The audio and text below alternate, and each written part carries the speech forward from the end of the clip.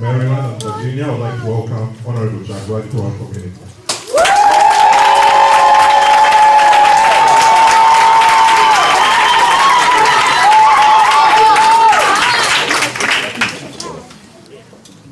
Thank you for being here. Thank you for loving your country. And thank you for fighting for your people. And the reason why we're here for this town hall is to engage with Ugandans, is to listen to their views, to answer their questions, and also talk about the way forward for our country. So I'm hoping by the end of today, we'll have got to know more about Honorable Kyagulanyi, about your experience, about your struggle, and about your vision for our country, Uganda. So again, thank you so much. I know you're going through a challenging period, but we're happy to have you here today. Yes.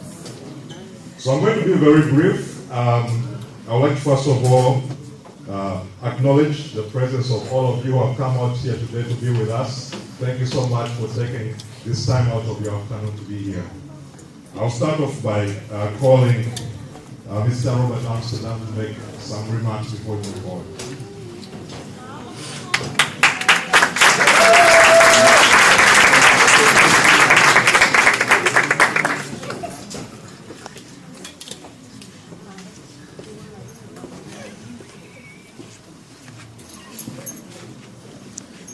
Okay, so I've been reminded for sake of protocol, let's first do the national anthems. And then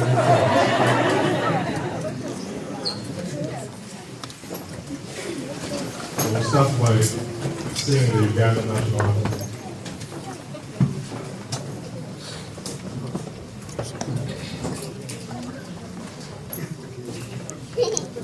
So we'll sing one stanza. Oh, Uganda, may God uphold thee. We lay our future in thy hands. United, free for liberty, together we'll always stand. Thank you so much. U.S. anthem.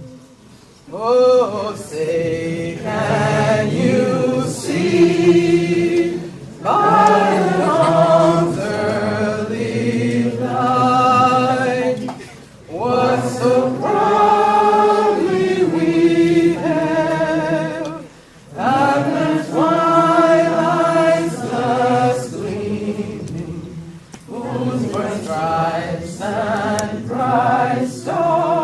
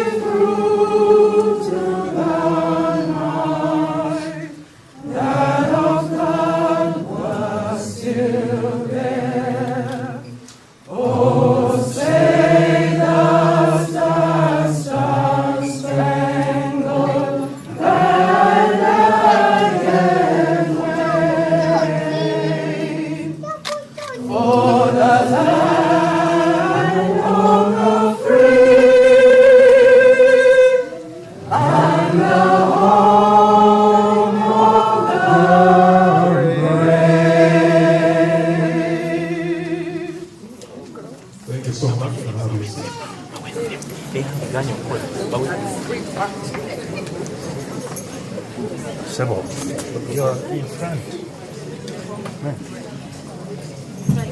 Good afternoon. It is a high honor and privilege for me to be here with you today. It is even more a high honor and privilege that we are all here with Bobi Wine. Because a few weeks ago, the Ugandan government attempted to kill him. And it is only by the grace of God that he is here.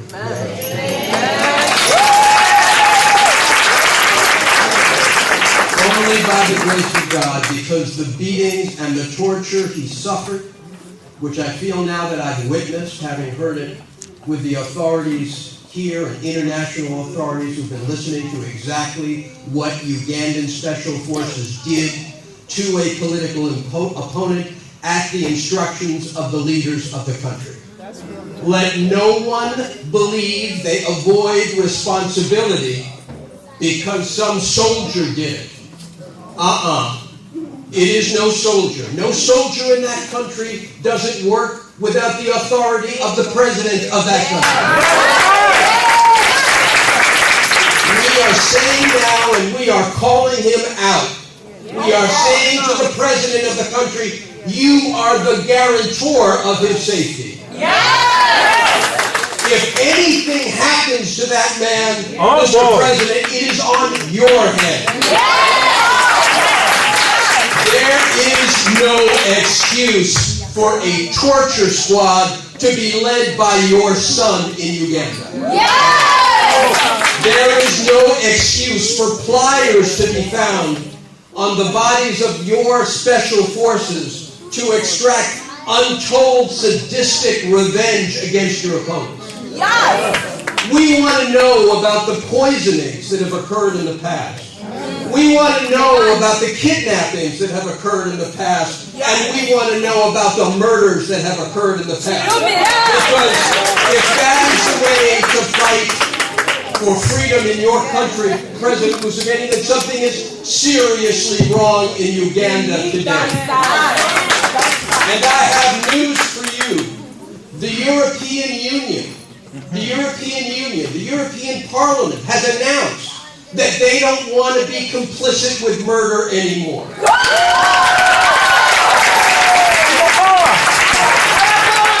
The State Department has announced, they have said they are deeply concerned about the abuses being carried on by the government, and that means the president of the country. We cannot avoid where responsibility lies, and we know with whom it lies. He can buy all the lobbyists, he can buy all the media he wants. The truth is out, we know it, we hear it, this man is witness to it, and we won't let him get away with it. No, we won't. Now, we know that he does not stand alone. He stands with 33 others who were wounded and assaulted and tortured on August 13th. We don't forget them for 1 minute. No, we don't. And what Bobi says, I completely agree with. It is not about him as an individual. It is about him as a representation of the youth of Uganda who are struggling for their jobs, for their education, for their self-respect, at a time when all of the money that goes to Uganda seems to be going to others. So let me not take up your time when we have Bobi Wine with us, but let me say thank you to all of you for all of the expressions of appreciation for Bobi and others who have so heroically waged a battle for freedom and democracy in Uganda. And let me just suggest to everybody that we all understand that when he gets on a plane to return to Uganda, he needs God's protection.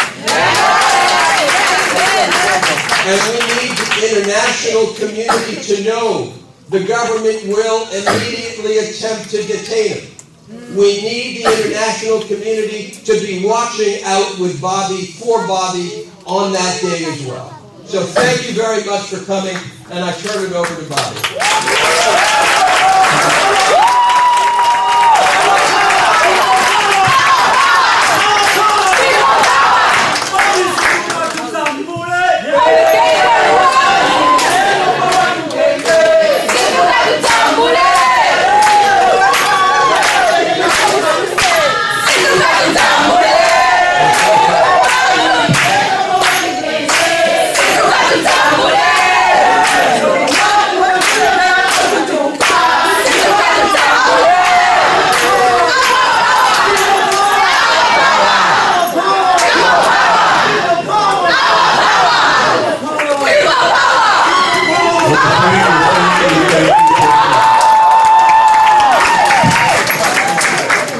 So we're going to kick off our town hall meeting, and I would like to let all of you know that this is a town hall meeting.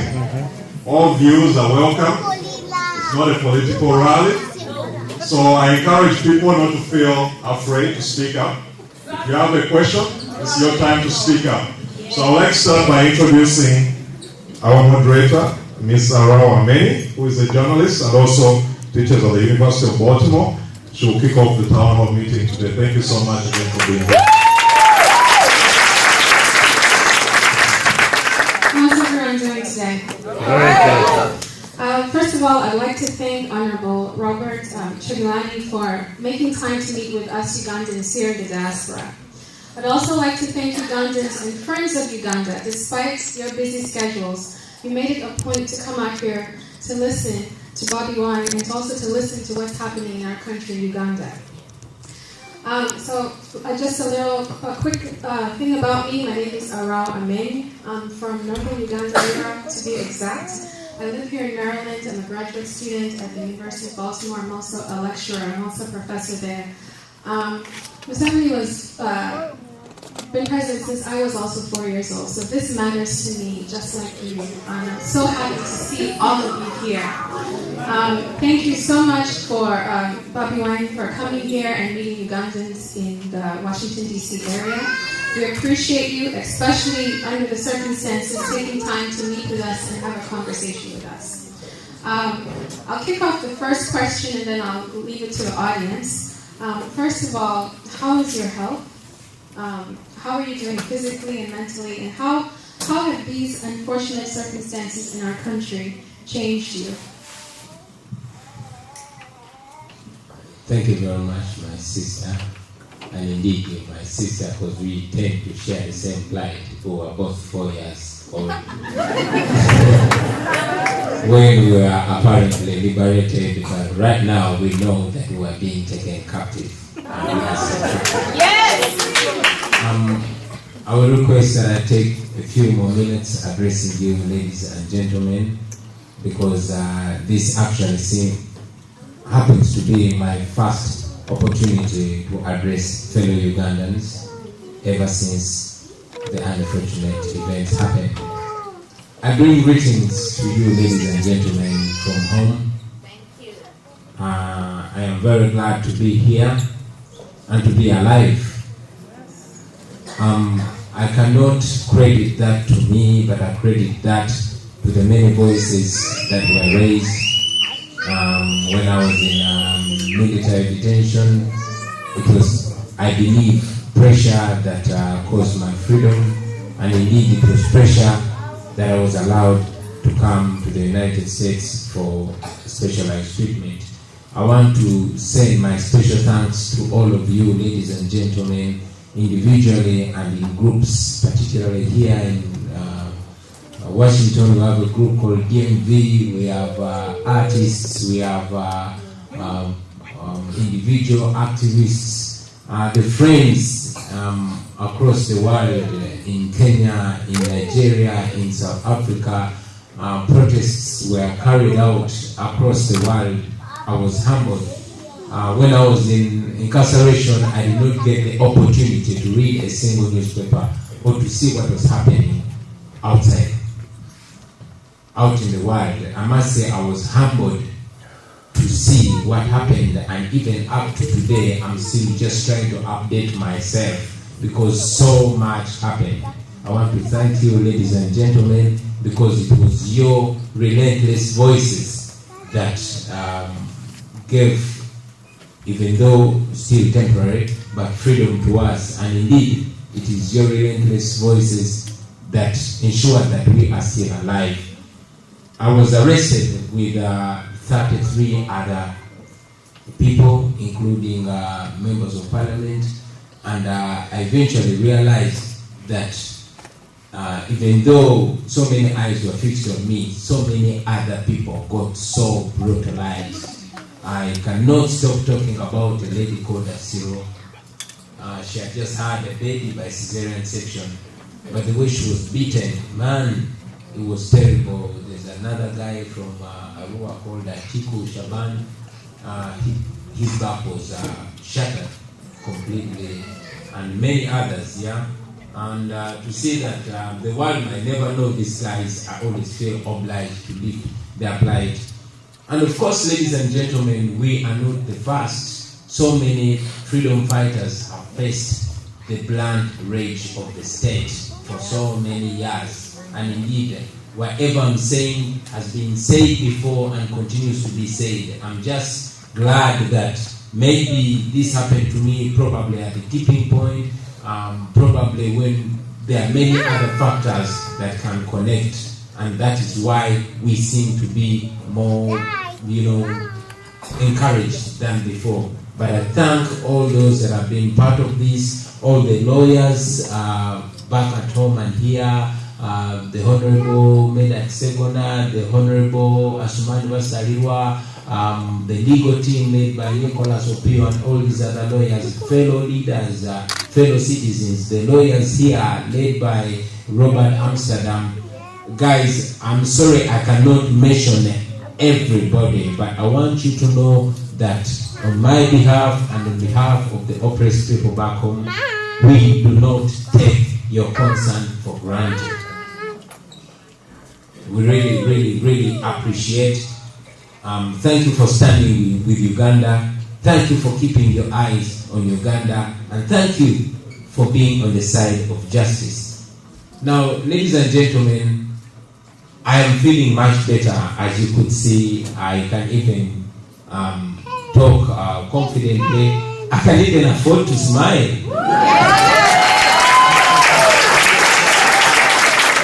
Although I know that our country still faces a lot of challenges. Although I know that even as I speak here, I believe that I'm only echoing the voice of millions upon millions of Ugandan people that for so long never thought that their voices can be listened to, that for so long felt like they were crying in the dark. So, I am here not just to give you a lecture, ladies and gentlemen. I know that the cream of our country is actually living in the diaspora. I know that we have very many knowledgeable ladies and gentlemen here in America and indeed the world over who left their home, not because they want to leave their home, but left because of the challenges that we face home. So I'm not giving a lecture or whatsoever, and I know that I cannot outline all the challenges of our country, but I know that you know as well as I do, or even better, about the failed, system that we have back home. You know that many of you are so knowledgeable, are so talented, and indeed so educated, but could not find a job back home, or could not put up with the broken healthcare system, or could not tolerate the insecurity that was and is still going on back home, or could not tolerate all the injustices that are going on home. That is why many of you left home. But I believe you love your home.